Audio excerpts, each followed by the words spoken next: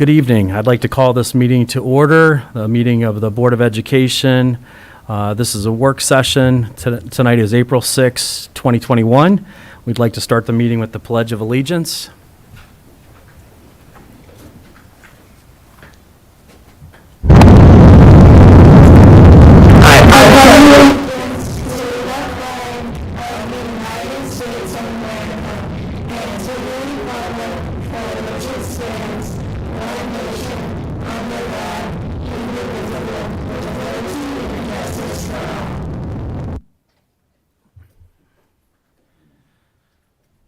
Okay, Mr. Chambers, could you call roll, please? Mr. Hilberg. Ms. Pavlik. Here. Mr. Ross. Here. Ms. Parkhurst. Here. Mr. Skidmore. Here. Thank you. And we have an agenda that's been prepared by the administration and presented before you tonight. Are there any additions, removals, or modifications to this agenda? I'll make a motion to approve the agenda as is. Thank you, Mrs. Parkhurst. Do we have a second? Second. Thank you, Mr. Ross. Any questions or comments? Hearing none, if you could call roll. Ms. Parkhurst. Aye. Mr. Ross. Aye. Ms. Pavlik. Aye. Mr. Skidmore. Aye. Thank you. Mr. Sable? We got several items to share with the board and the community this evening. Many of them very positive goings-on that are coming up as we head here into the spring and the end of the year. But I want to start off by providing my regular monthly COVID update. The good news is that there's not lots to share this month.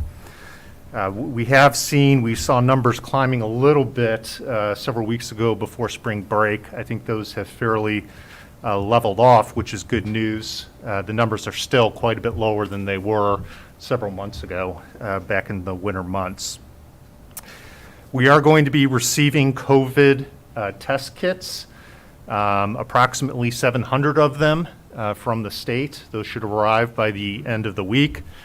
Those are going to be given to our nursing staff at each of the buildings, and they'll be able to be utilized for students or for staff to check for COVID positive. I see these being used mostly in a situation if somebody is having to stay at home due to exposure to COVID, to be able to take that at-home test to see if they are COVID positive, to hopefully get them back to school quicker.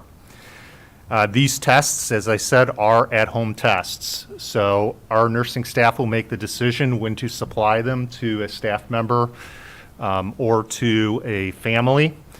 They will be provided to the parents, not the child. And then the parent is responsible for working through the entire at-home test with their child. There's a set of instructions which includes an online component where an online nurse walks you through the steps of the test kit. Those results, if they do use one of the test kits we are provided, are mandated to be reported to the school district, which I don't foresee being an issue, because if a family elects to take one of those test kits, it's for the purpose of reporting it to the school. The second thing I wanted to mention regarding COVID this evening, you may have seen on the front page of the Gazette today that vaccinations are being offered at Wadsworth High School, I believe, for students 16 and above, as well as parents. I anticipate that within the next week or two, this same thing will be happening at Cloverleaf. I believe it's already scheduled.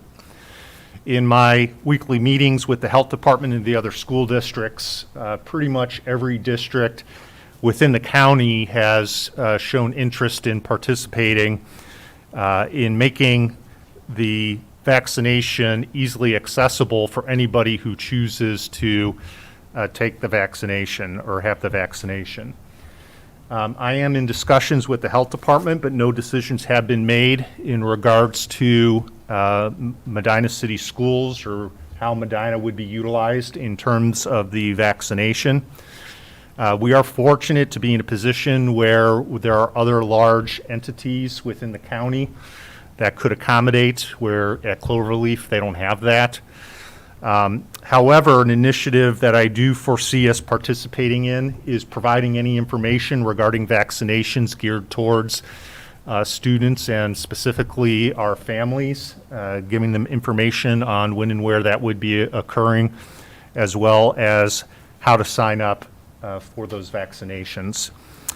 We are not mandating any vaccinations. This is solely the decision of the family, the parents specifically. Students on their own cannot sign up for vaccination if they are under 18. They must have their parents' permission. Currently, with the COVID vaccination, they don't just need parent permission, but they also need a parent with them when they receive the vaccination, which is different than most other vaccinations. I did hear today that's a possibility that may change in the coming weeks, but we will wait and see what happens. So the main thing is that I will have more information coming at a later time as we work through details. One of the reasons why the health department wants to do something more coordinated is because for youth, we are limited to the Pfizer vaccination. It's the only one that's been thoroughly tested on children 16 and above, and the governor is looking like he's going to be providing Pfizer vaccination specific for school districts or for children and families. Any questions in regard to the COVID update?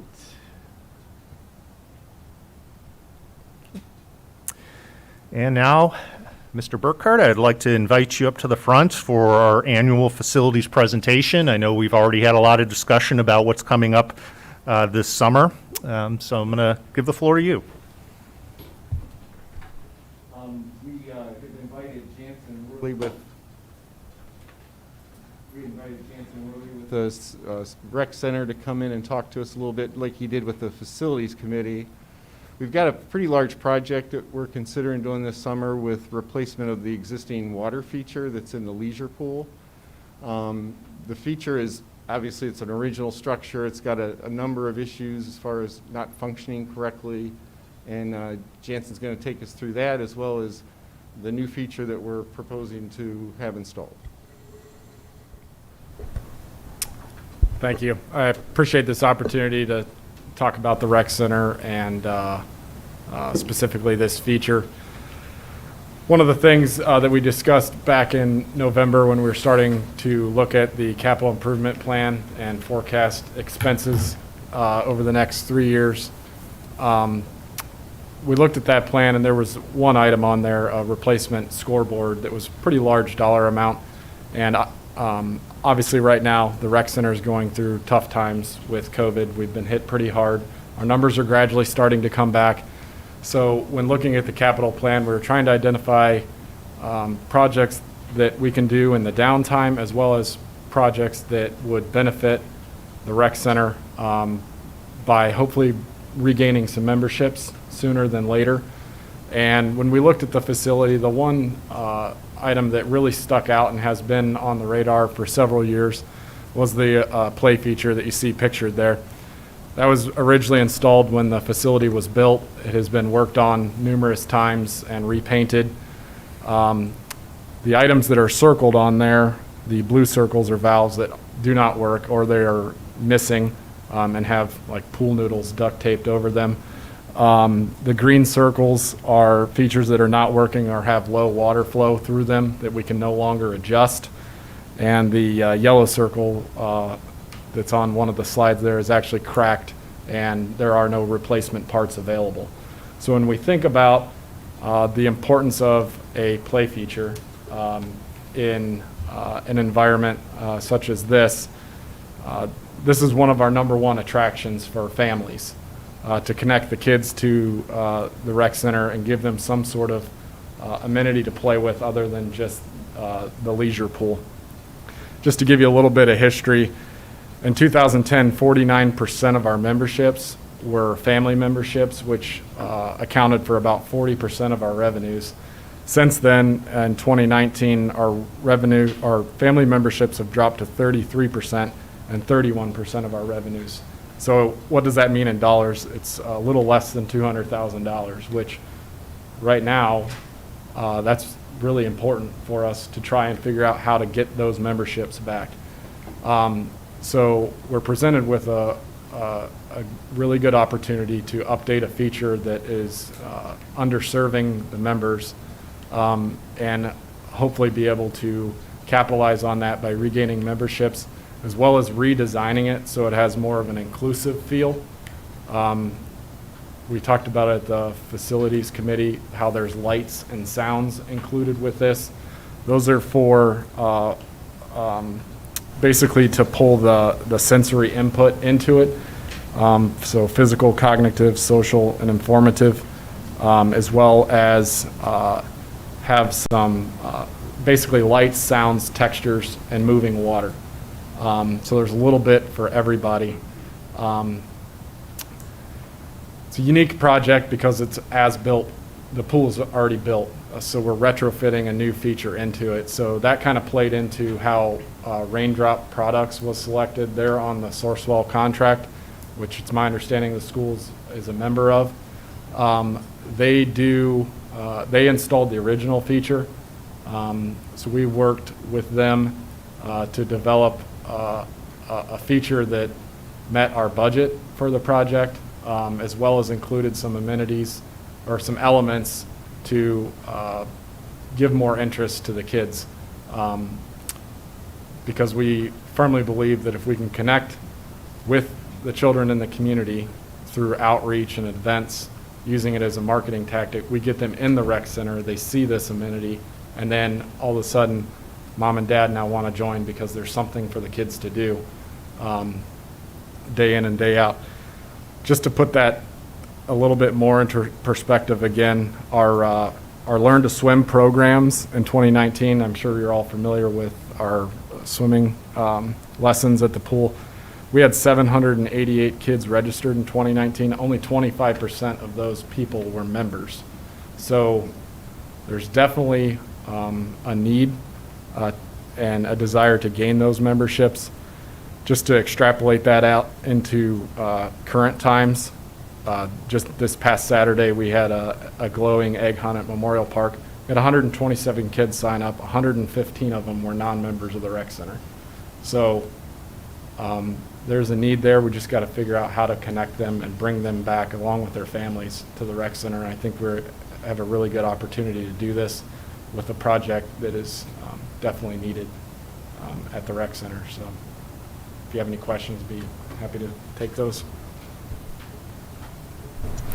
Mr. Worley, thank you for coming tonight and for your presentation. I think it's important for our community members to also realize that the district owns the building the rec center is housed in, but the city of Medina operates the actual rec center. Would someone like to speak to why it's important for you to discuss the facilities or how the capital improvement projects possibly work, just so the community understands the relationship? Yeah, we work together with the rec center as far as inspecting the building, identifying different projects that are needed. The city contributes $100,000 and the school district contributes $100,000 each year into the capital improvement fund. And it basically addresses everything from the roof down to the floor. We've done roofing work, we've done all those sort of things. We have a 5-year capital improvement plan for the rec center.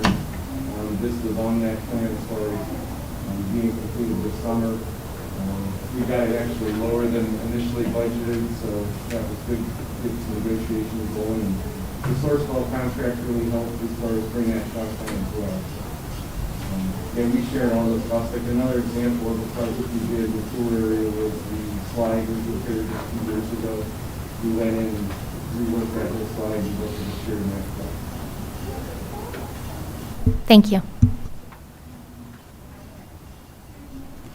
I just wanted to add, after, of course, I think any of us who had children while the rec center has been in existence have spent quite a bit of time in that pool. And I think it's a great idea because it truly is a family destination. So when the kids are in the pool and the parents can be working out or walking the track, and I mean, that is just a win-win for everybody. I would like to add one additional thing that I meant to mention. So I try to think, how does the school benefit from something like this? Just for the public, we do use this for after prom. Local sports groups at their end of the season parties, Ellicott and Garfield field trip days, Washington field trip opt-out kids, as well as the various Boy Scout programs. So I thought that was important to add.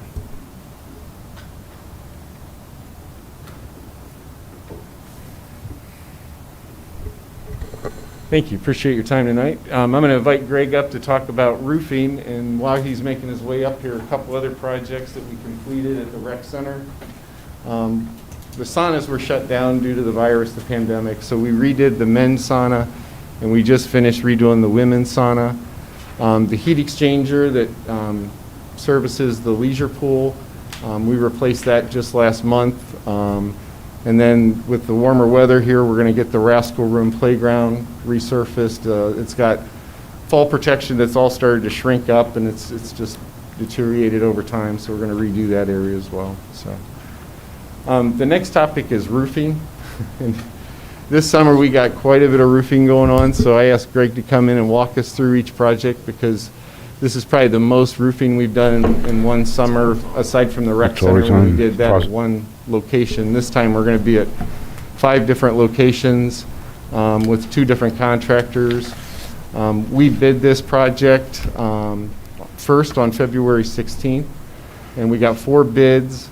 Unfortunately, some of the low bidders had errors in their bids, so they withdrew, put us in a position where we were 11.5% over the engineer's estimate. So we rebid the project on March 11th, got 5 bids that time, and were able to bring it in within the engineer's budget. We did increase it, obviously, as well, because what we're seeing in the roofing industry is escalating costs as far as labor and materials, so we increased that budget. So, with that, Greg, you can come over here. Okay.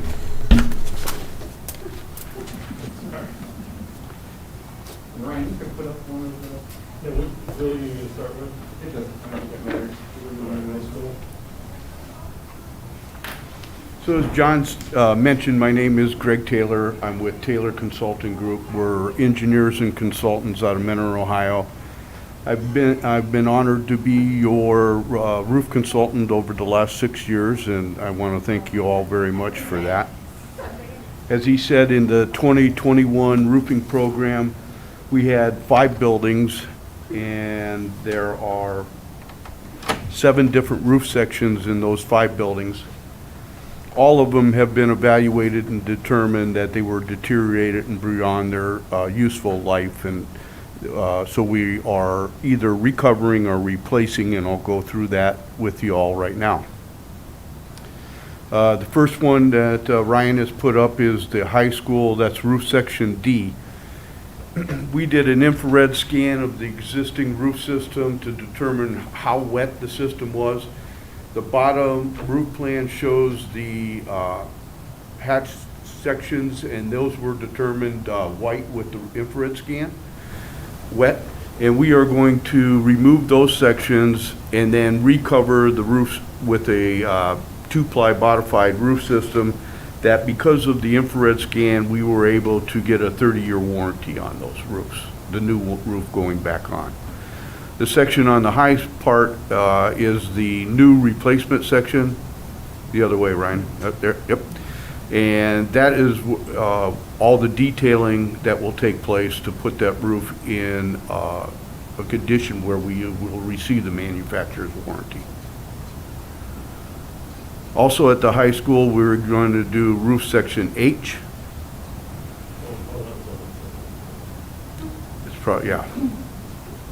Again, we infrared this scan. We found very limited moisture in this roof system that we will cut out and remove. Once that's been repaired, we will put a roof system over top of the existing roof system. And again, it'll be eligible for a 30-year warranty because of the infrared scan. Those sections on the building are marked. I don't know if you can see them or not. Yeah, H is right here. Yeah, H is the art room hallway. adjacent to the courtroom. And then the other section. D. Top of the Medina TV.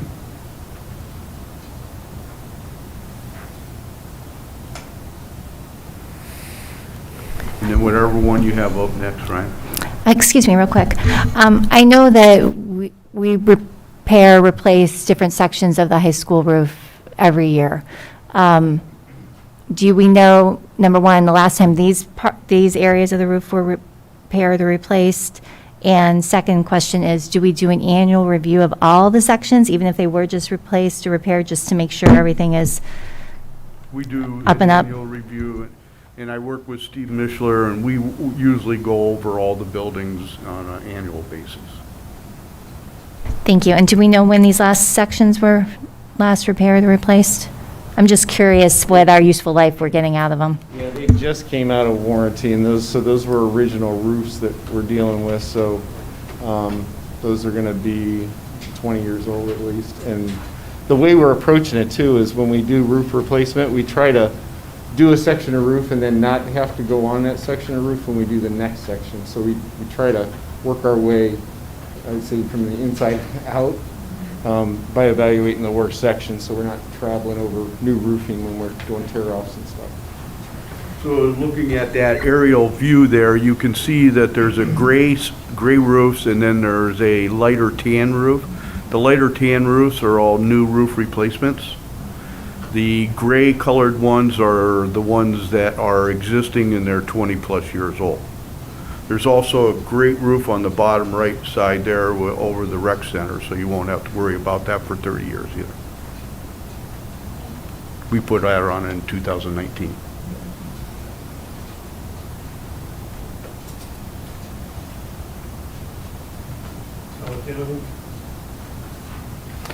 Ella Canavan, this roof section's in the middle of the building. We can get access to the yard on the west side. It's sort of that white and gray marked up area in the middle there. It has several bad leaks that the roofers have not been able to correct.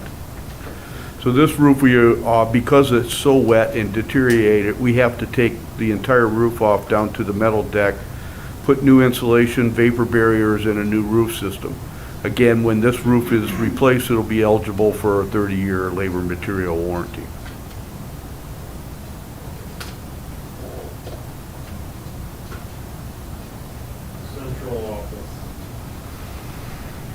Central offices, you have the overhead. Yep.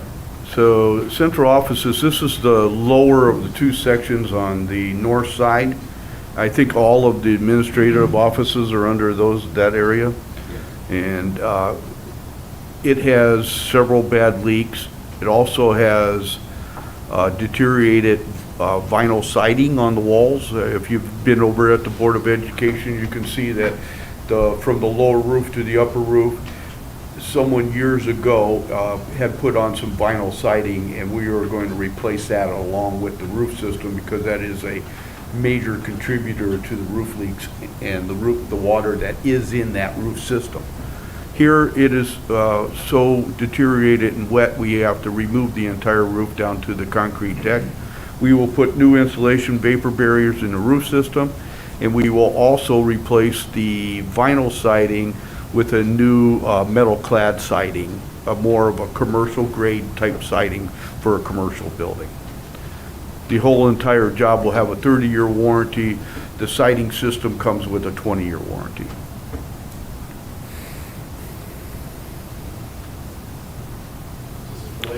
Blake Elementary. Blake Elementary is a metal, in general, has a metal standing seam roof, and it has two little EPDM or rubber roofs on the entrances, and I guess that's an entrance on the other side also. And those are the only two deteriorated sections of that building. They are leaking now, and we are going to replace them with new rubber roof system.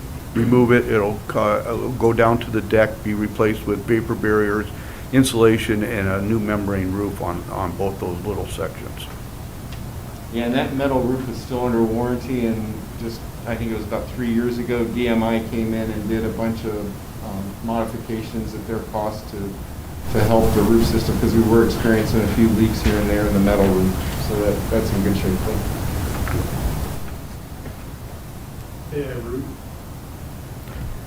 AI roof, the section there that Ryan is outlining, and it's in red there, that's had some wind damage to it, and it is in shape where another windstorm probably would remove that. The rubber is all off of the walls, and the membrane in the middle of the roof system is buckled. Although there's very limited leaks, the membrane is not attached to the building anymore, so we are going to replace that with the insulation system, and when we are done, it will be a 30-year roof system also. That's all I have. And that's it. Any questions?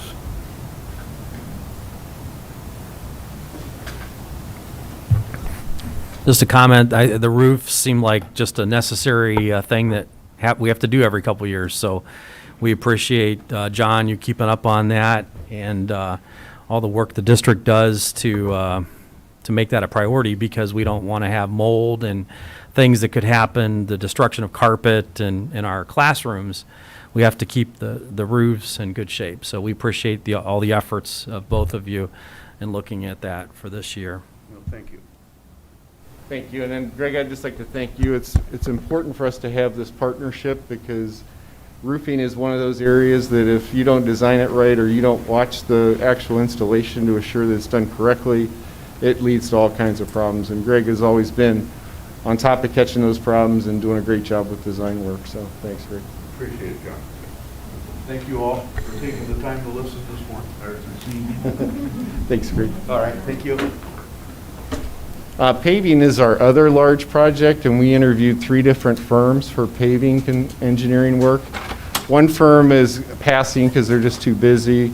By the end of the day tomorrow, I'll have pricing from a second firm, and then we're going to proceed. We have our scope of work lined out. We're paving at 7 different school buildings, and it's asphalt repair, so I want to be clear that we're going in, identifying the worst areas, cutting and filling as needed, and then overlaying those areas. At Memorial, we're going to be doing some additional handicap parking spaces there, as well as refurbishing the existing one. And then we've got some work at transportation as well. We originally had some work scheduled with the rec center, but the budget really is only $5,000 there. So we're going to push that to next summer, and then probably do an entire lot there, so we do one section.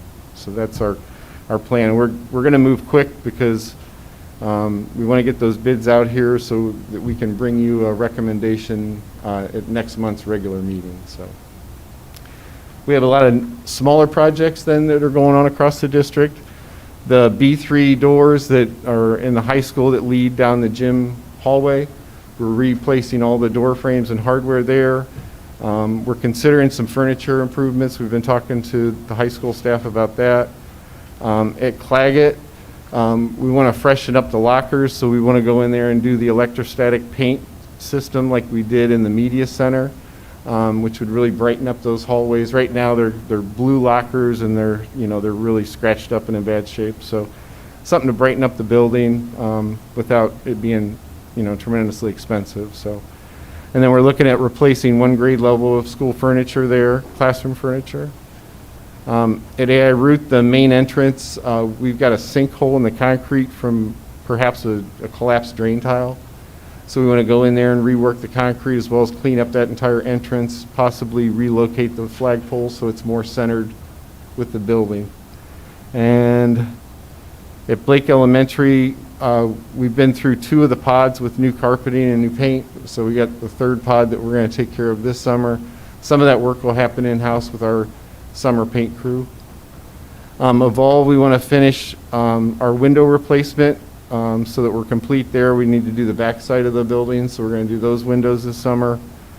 And then Fenn, we got 1 boys' restroom stall that we wanted to get replaced, and they are also looking at a digital message board sign like we have at some of our other schools that would be a shared funding project with the PTO.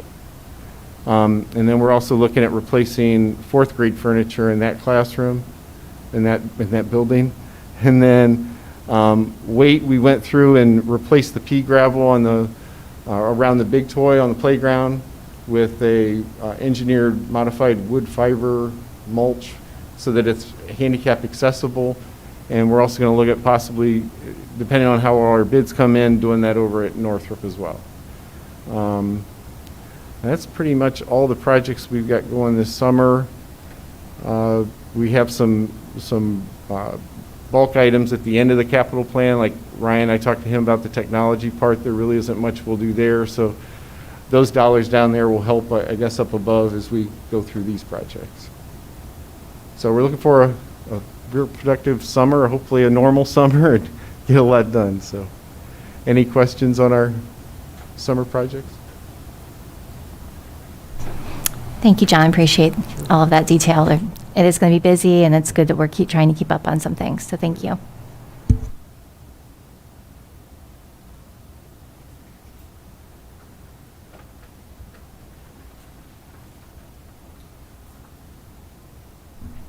We have two exciting projects coming up that are partnerships with businesses and/or our Athletic Boosters Association. The stadium wrap that's on the back of the football stadium, you see that says Cleveland Clinic on it. That's actually been out of sponsorship for approximately a year, and it's a bit tattered and needs to be replaced. And I want to let John present to you. He was able to get together some donation dollars in order to replace that backing, and the goal is to have it replaced before graduation in the stadium. Thank you. So we were fortunate that one of our partners, Tower Co., who has the cell tower structure at Memorial, has offered $20,000 donation. They really don't want their name on it or anything like that. It's just a donation to cover the cost of it. The cost is slightly less, so we'll have a little bit extra there. What we plan on doing, though, is there's 6 or 7 of those pine trees that, as you can see, block that one of them's actually dead. We're going to have the tree service that used to park in the back here. They are willing to come in and get rid of those trees for us so we can open that whole area up.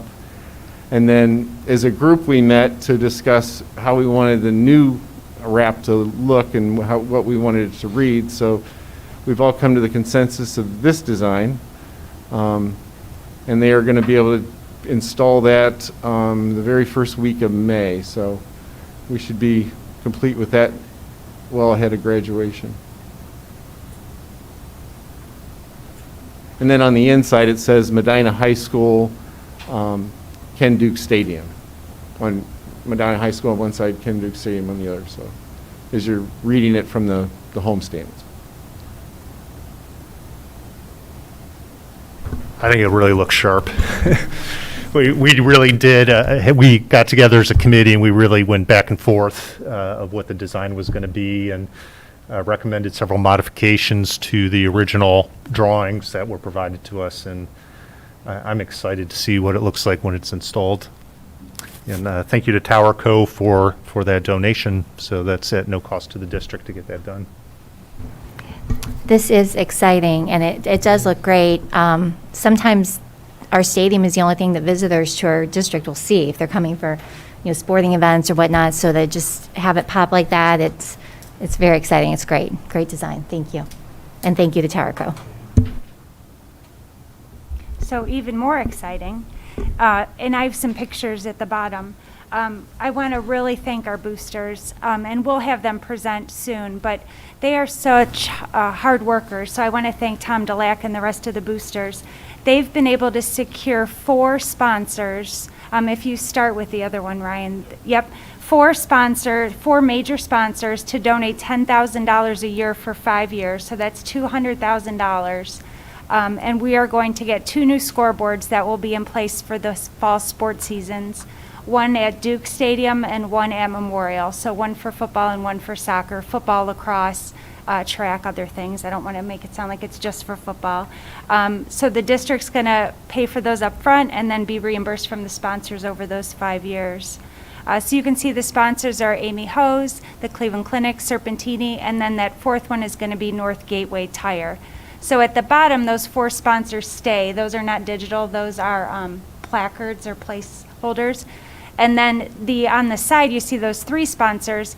That's the digital scoreboard, that whole piece there. And so booster sponsors will also then be advertised on the scoreboard. So that'll be part of the package that sponsors buy with boosters. So the district's portion of this will be, and Facilities Committee, Val and Rob, $72,000 has been set aside, I think, Rob, maybe the last 4 or 5 years for new sound at Duke Stadium. So for any of you who've been to Duke's recently, the visitors have a really hard time hearing things. So the Facilities Committee has set aside $72,000 just for a sound system. So the only thing the district's going to be paying for is using that $72,000 because the scoreboard has sound in it. So that big M is a speaker, that is sound. So it works out really well for the district thanks to the boosters. The money that facilities was already putting aside for sound can help contribute to the new scoreboard, and boosters worked hard to be able to get the scoreboard donated essentially. So Memorial, the soccer scoreboard, Memorial will also get a new scoreboard, and for any of you who've been to soccer games, this is a necessity. We've had times where the scoreboard didn't work during a game, and so it's really important. We will also have new sound at Memorial. We can't put that in the scoreboard because the scoreboard faces homes, so the sound will be in the press box, but they'll have new sound there as well, which is important because the last sound was donated, and it wasn't as nice as we need it to be for the prestige of our soccer program. So we're really excited. At this time, there's 4 placards at the bottom of this one as well. Boosters are looking for additional sponsors for those 4, but if they're not able to secure those, they will use the 4 sponsors from football as well. So again, the total price for both scoreboards is about $272,000, including installation and tax. Again, the district's contribution is the $72,000. The other thing we investigated, just to be clear with the public and the board, is what electrical upgrades it will require. So thanks to Steve Mishler and the crew, they looked at that, and it looks like all they'll need to do, and I'm going to sound like I know what I'm talking about, but I have no idea what I'm about to say, so let's make that very clear. We'll need to convert the court security lights on top of the tall poles to LED fixtures. So I do know what LED fixtures are, but I don't want to make it sound like I'm an electrical aficionado. But in talking to John Burkhart, that's a couple $1,000s. So again, we want to be upfront about all the costs. But Steve and maintenance has gotten out there to see. It looks like the lines are, good enough to support an LED board of this size. So we are so excited that these will be in place. The other exciting things is we can hot mic the officials at the games.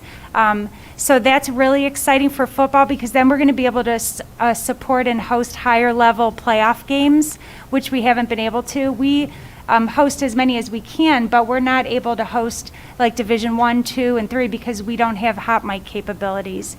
Again, we know there's some things that can happen when you're hot mic'd, but we're really excited because this will give us an opportunity for more revenue as well when you can host bigger Division 1 and Division 2 games.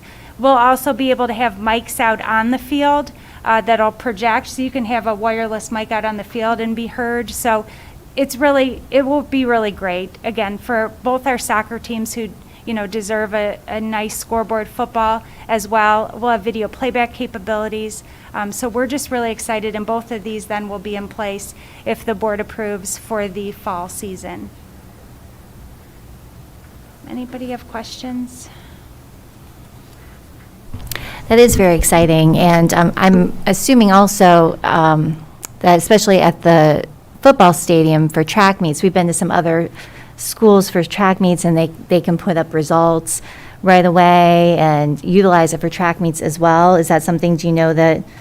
I know Jordan's been working with, Jordan Olson's been working with Tom Black as well to get that information from the scoreboard people, but I believe that is something that is capable of doing. Yeah, it's capable of doing it. It'll just making sure someone's trained to do it. So we had some long conversations about this. You don't want just anyone once you get a scoreboard like this, you using it or getting their hands on it. So it'll just be making sure someone that's at the track meet is trained and capable of running it. Not that Coach Olson isn't. That's right.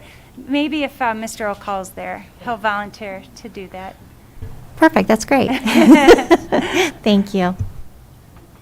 And just as Mr. Sable said with the wrap, we had lots of debates. We moved the Medina Bees so it was centered. Again, I think that was Mr. O'Call's thing. We liked some different M's we looked at, but there's a lot more that goes into this than just, agreeing to the first graphic. So, but again, above all, we really appreciate our boosters and all the work they did with this. I don't think you can appreciate enough the partnerships and the amount of time they've taken, which really helps us and allows our student athletes to benefit. So what will happen then, if the board doesn't have any questions, we'll bring this contract to the regular meeting, and you'll know everything that's in it at this point. So if you have any questions moving forward, just let me know.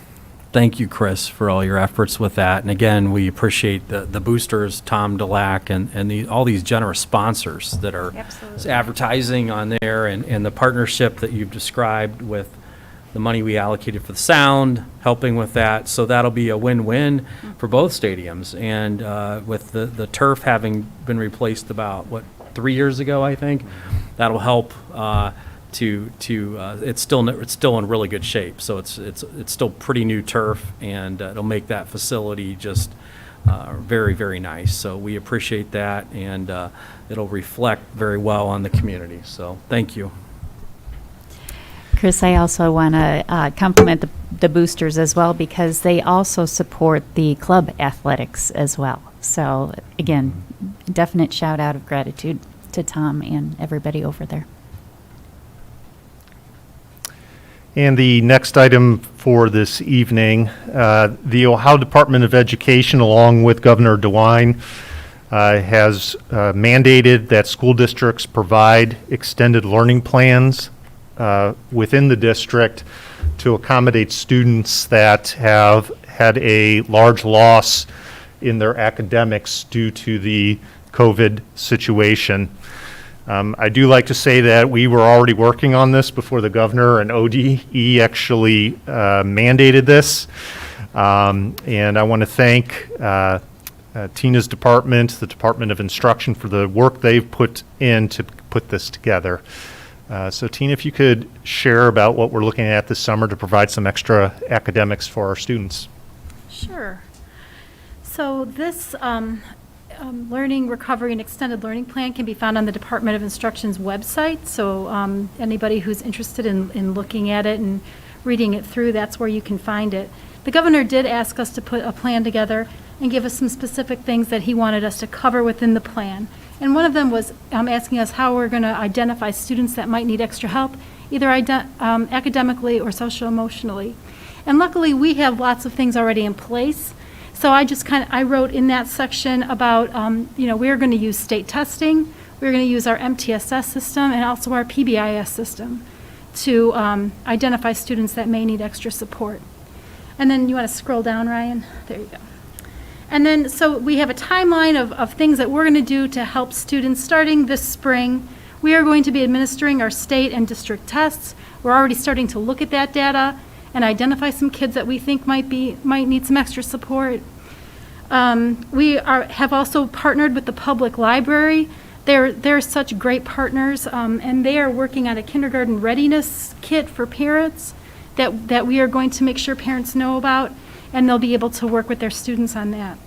We are also working on our social emotional curriculum with counselors, so that will help for next year.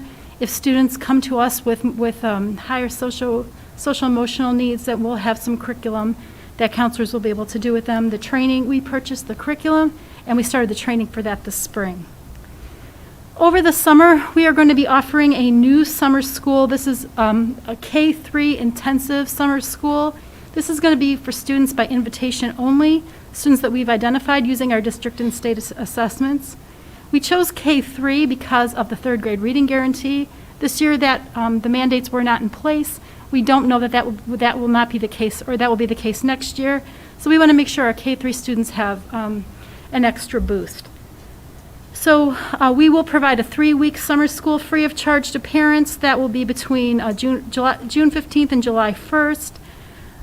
It will cover mostly ELA and some math. Transportation will be provided for students, so parents don't have to worry about that. And we also have a school counselor on staff, again, for those social emotional needs. We are going to also continue our K-8 virtual summer school, and this will be open to any student or any parent that feels like their students may be a little behind and need a little boost, so they'll be able to sign up for that. This is exactly the summer school that we ran last year after we were out of school from March till May. So we got really good feedback on that, so we wanted to make that available for students again. And again, more information will be coming on all of this soon. We are going to also offer a high school credit recovery summer school. We always offer a high school credit summer school. The difference here is that we're offering 2 credits for free, so students can take 2 classes for free if they are behind because of, they struggled during the pandemic. I also wanted to list on here, I think this is a good document for parents to refer to if they're looking for extra help. So I did list on here some of the online things that we already have that parents can access. Raz Kids is something that's open to grades kindergarten through 3. That is an online database of books that students can read. They're all leveled, so it'll be at the student's reading level. And then there's comprehension questions that go along with that. So if parents wanted to have their students do some of that over the summer, that's available. We have Moby Max, which is an online learning system. And I know students did that last year. That's open for kids K through 8, and it'll be open all summer. That's in reading, math, social studies, and science. So there's lots of good practice, and it is based on Ohio standards. So that would be excellent practice for kids. In 9 to 12, we can't stress Khan Academy enough. Khan Academy has been shown through research to, if students spend enough time on it, to improve SAT scores by 115 points. So it is really good practice for students to get the skills that they need. We are also going to open up a free SAT, ACT preparation course. This is going to be through our Apex learning system that our MOTA kids participated in. This will be absolutely free for kids. It will be open from the first day of summer to July 30th. And then in addition, we are also going to be offering our K2 teachers some PD on the science of reading. We know that kids are going to come to us much lower than they have, and we want to make sure that our teachers are prepared for students that struggle. So we are going to offer some PD on reading. Next year, one of the things that will be new is we're hoping to offer or to hire a credit recovery teacher, also MTSS study hall, we call it. But the purpose of that position would be to help students who are far behind, who need to recover some credit, do that so that they'll be able to graduate. We had a lot of students really struggle with virtual learning, and so we want to make sure that all of our students are prepared and ready to graduate on time. So MTSS study hall is more if students were in school but fell behind and they have assignments that they needed to complete, that would be a time for them to work on that or just get some extra help. We are also going to start a middle school homework help club. So that will be after school up until 4 o'clock, I believe, a couple of days a week at both middle schools. And so if students are struggling with their assignments in middle school, they'll be able to attend that homework help club. And then I just put in here at the very end that we'll continue to monitor student progress with our district and state assessments, making sure that our students are on track. And when they're not, we'll offer them interventions as necessary. And then continuing ongoing professional development for teachers, because this is new for everybody and we're all facing things we haven't before, so we want to make sure everybody's prepared. And then one of the things the governor asked us to do was put a total cost on everything, a budget.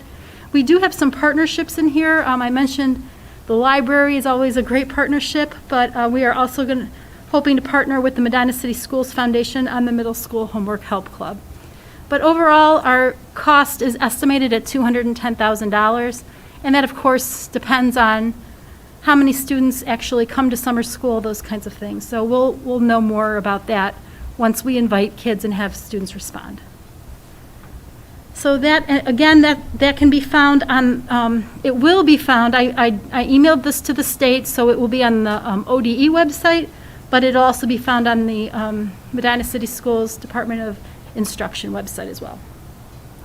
And I do want to point out that the funding for this programming is through ESSER funds, which are funds provided to school districts by the federal and state government because of the pandemic and helping school districts with the costs and helping kids catch up. So it will be fully covered by those funds? Or it remains to be seen? We're hoping. We're anticipating that it will be. We're still waiting to receive many of those funds. And is this program, then, is it ongoing, or is it only for a certain length of time, for next year, 2 years, 3 years? Because my question is, that cost, if it's initially covered by the state, but the program is permanent, will the district then have to absorb that cost? So some of the cost is summer school, and that could be on us, depending on whether we want to offer the summer school again or not. The PD, we probably would not have to offer again, because once teachers are trained, they're trained. The credit recovery teacher at the high school, we were going to reassess once the funds ran out to see if that's still needed at the high school. And the teacher that's hired, will they have an understanding that that position could be temporary? Yes, that we would have to tell them that up front. Okay. Yeah. All right, thanks. What's, Tina, thank you for the report. What's the typical day then for the children that would be in this program? Is it a half-day program or? Yeah, it'll be a half-day program. So there won't be lunch anything. service or No. that type of thing No. with it? Okay. Yep. Thank you. But for, again, the K-3, we will be providing transportation, Okay, so. thank you. And we anticipate about 130 students, 150 students attending, or at least we're going to invite that many. So we'll see about how many kids come.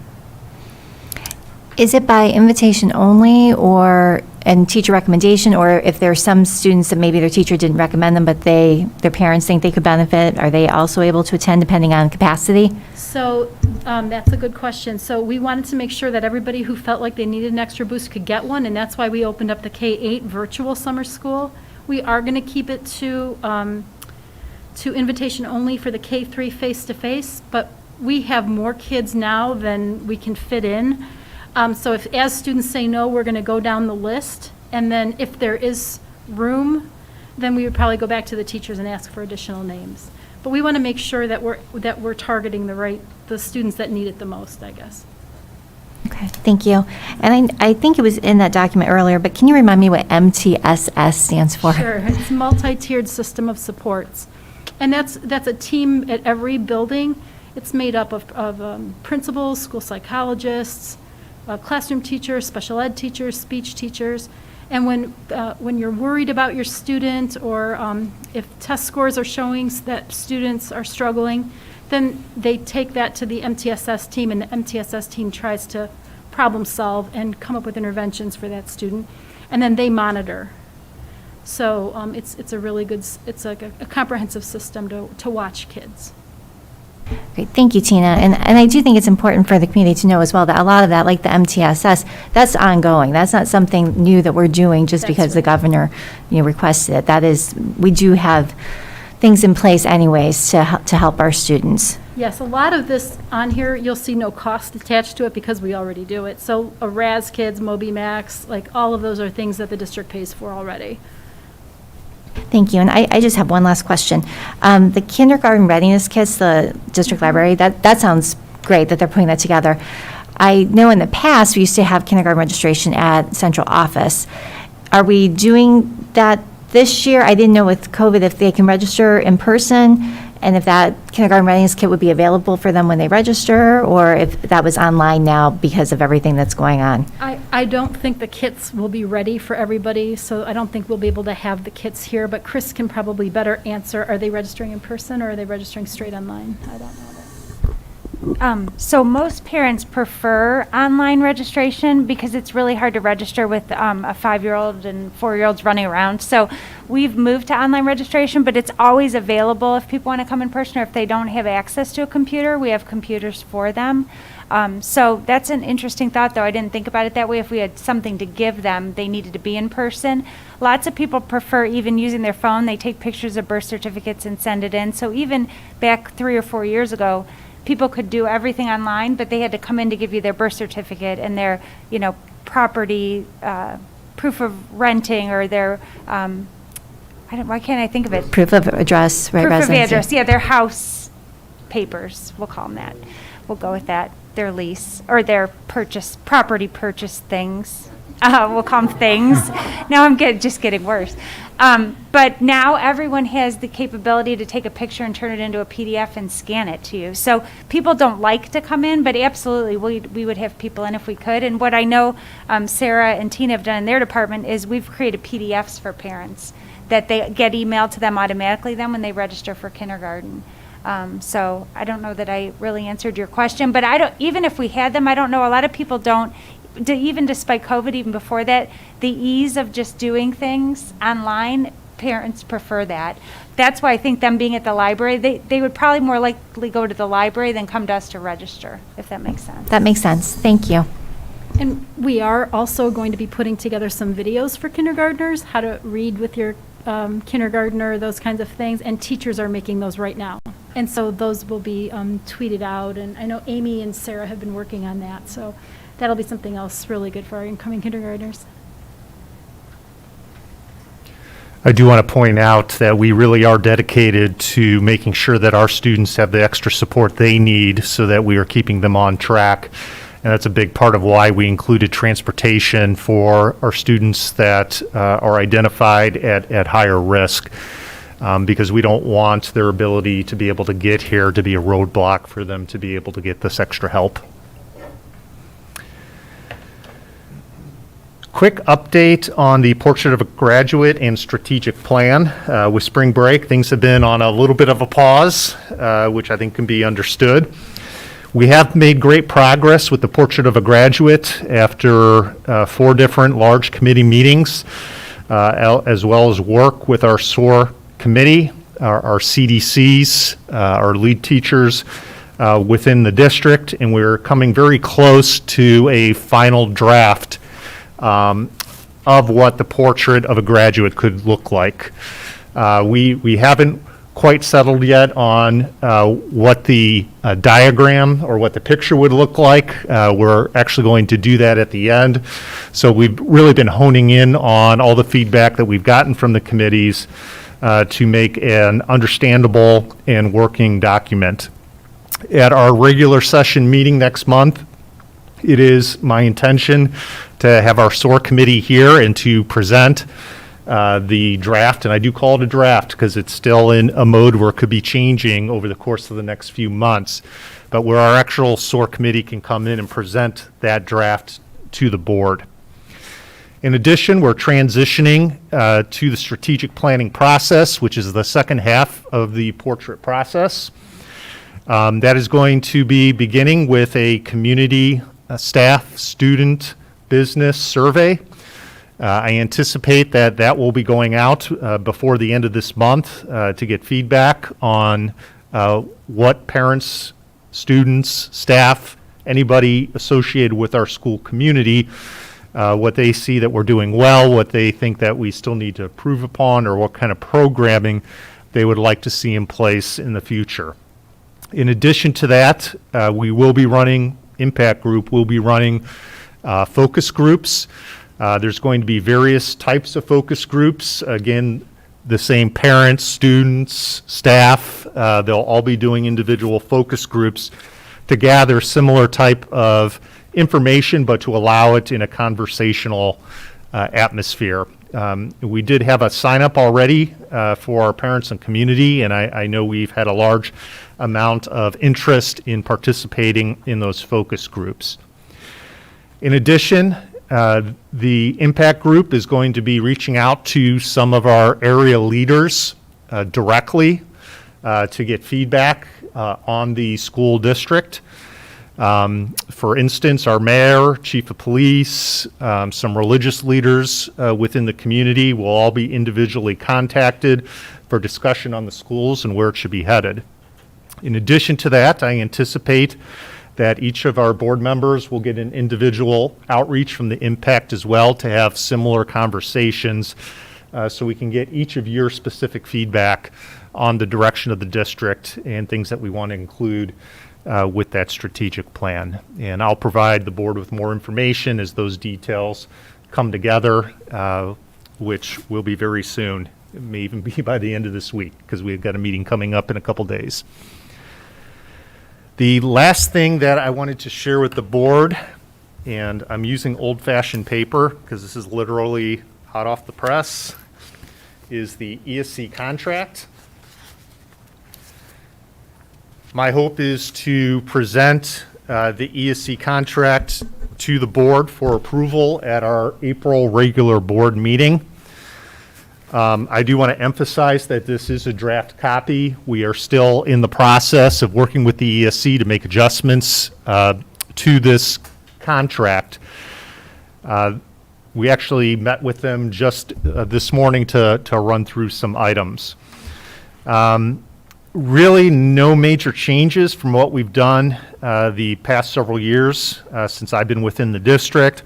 As you can see, we're continuing to only check services that we know for sure we're going to need, which means if we have additional services that may need to be added as next school year goes on, we will come back to the board for approval for the addition of those services.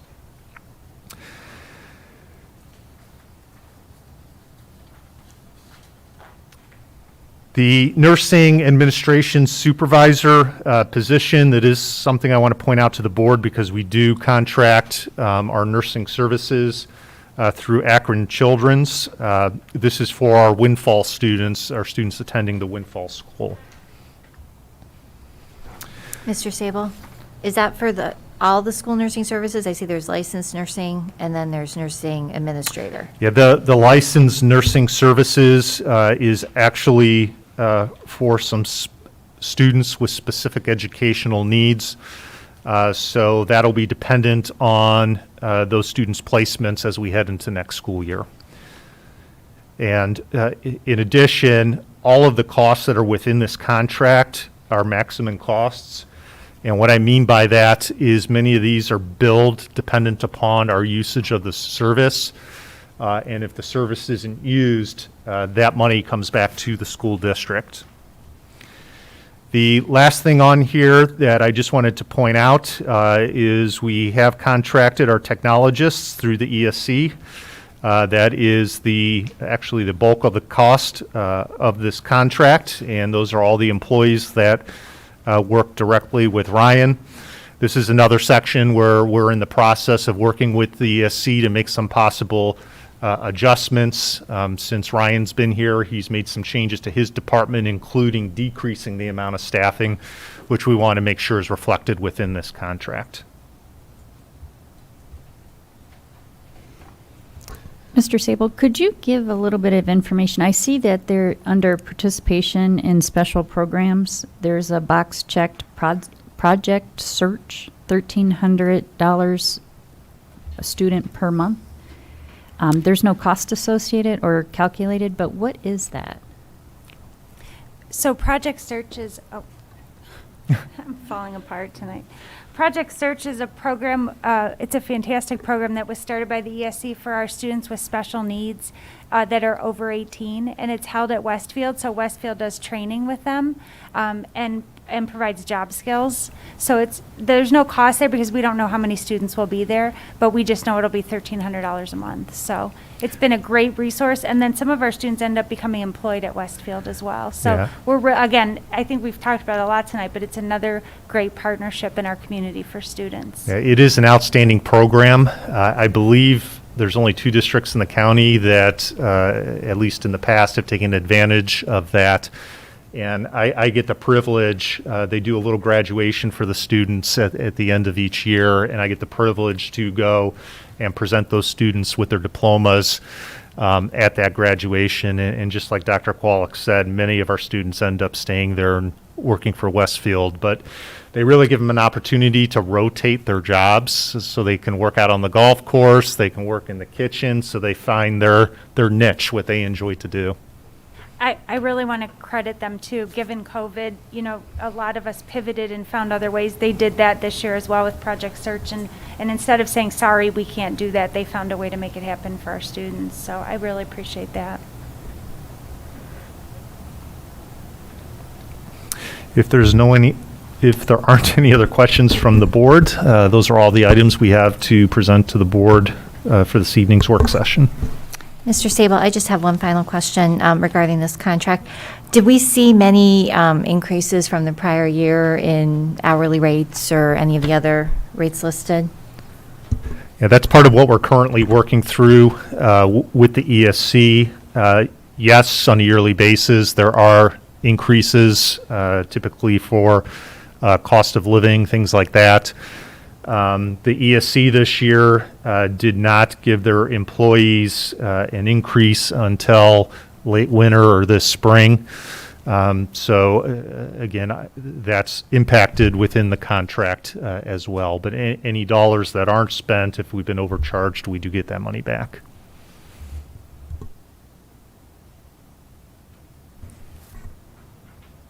Okay, and then it looks like you have an action item there, Mr. Sable, item E. And we have two action items for this evening. The first one, and this is after the fact, because it's for the OHSAA State Wrestling Tournament. So we're on a limited time frame in order to allow wrestlers to be able to go down and participate in states, because we don't know who qualifies until they get through the regional level. And per board policy permits superintendent to approve prior to board presentation in situations such as this where it's necessary. The second is policies for consideration. This is a first reading, so it is not intended for adoption. We are hoping to have the non-discrimination on basis of sex in education programs or activities, as well as anti-harassment presented for approval at our next board meeting. These are policies that have been vetted through the policy committee. These policies in particular are important that we get them through because there's been some legal procedural changes, especially with anti-harassment, which puts in more levels within the investigation process to protect all people involved. And we want to make sure that that is displayed within the policy. I'll make a motion to approve these action items. So it's to approve the field trip and then to accept that we've got the first reading. Very Correct. good.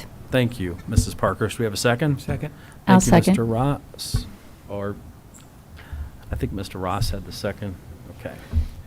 Are any questions or comments from the board? I know. Any other questions or comments from the public on the action item? Hearing none, if you would call roll, please. Ms. Parkhurst. Aye. Mr. Ross. Aye. Ms. Pavlik. Aye. Mr. Skidmore.